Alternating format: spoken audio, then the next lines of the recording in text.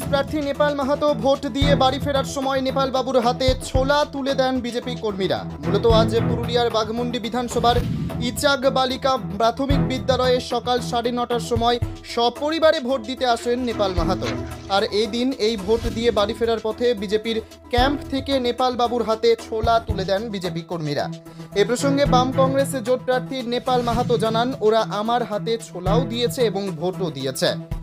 উল্টো দিকে বিজেপি কর্মীরা জানান, আমরা বিজেপি করলেও এখনো পর্যন্ত নেপাল মাহাতোকে সমর্থন করি, তাই তার হাতে ছোলা তুলে দিচ্ছে।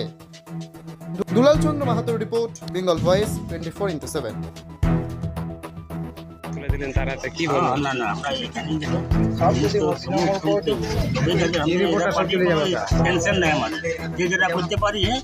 আমরা কিন্তু এখানে আমরা নেপাল মাতাকে সমর্থন করি। কিন্তু আপনি তো বিজেপি, হ্যাঁ কিন্তু নেপাল মাতাকে সমর্থন করেন।